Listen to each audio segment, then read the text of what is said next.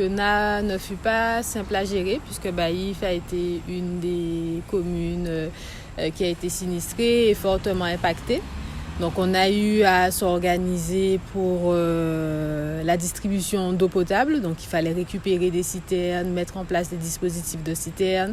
On a eu des classes aussi impactées. Il a fallu trouver des solutions pour délocaliser ces classes, mais aussi donc déménager certaines classes.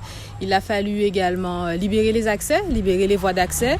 Recenser les ouvrages endommagés, estimer ses coûts et voilà, donc l'après Fiona fut assez compliqué puisque il y a eu mobilisation de beaucoup de moyens au service technique. L'ensemble du personnel a été mobilisé. Alors dès le dimanche, je crois que le mauvais temps c'était le samedi.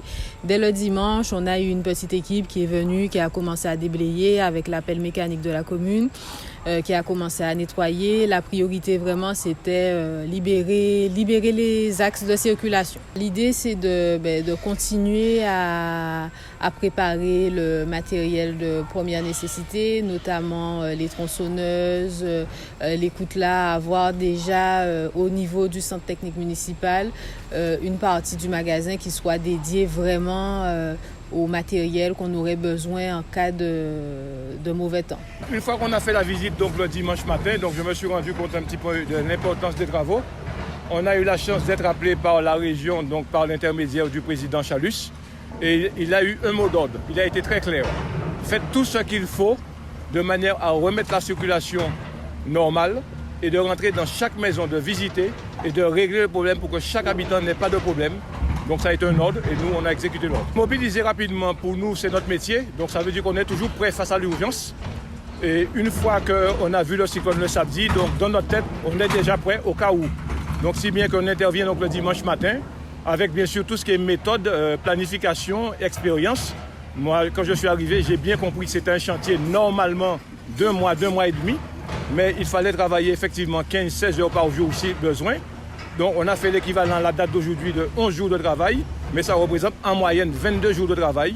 On a créé au moins 5 à 6 ateliers, ce qui a permis de ramener un travail d'1 mois et demi, à peu près aujourd'hui entre 11 et 12 jours, sur 90% de l'urgence. Vous savez, quand on parle d'urgence, on ne parle pas de jour chez nous.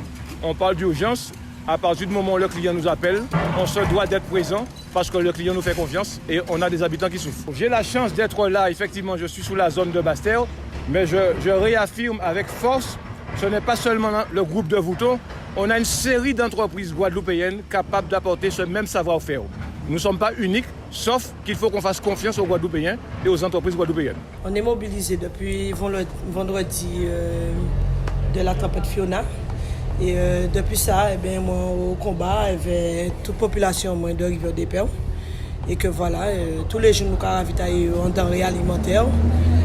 Là, nous sommes partis pour nous aller dans le collège Baïf, des dons que nous recevons du conseil général. Mais c'est plus la librairie, je crois, il y a des jeunes qui ont pris la librairie, je ne sais pas leur nom. Mais enfin bref. Mais sinon, nous combattons tous les jours. Nous ramenons manger qui est préparé par des associations ou sinon par des coups de main de femmes. Et nous avons livré à midi et demi. Depuis vendredi à tempête là, moi-même j'étais mobilisé avec des policiers municipaux, avec un agent, Issa Jean-François et moi-même.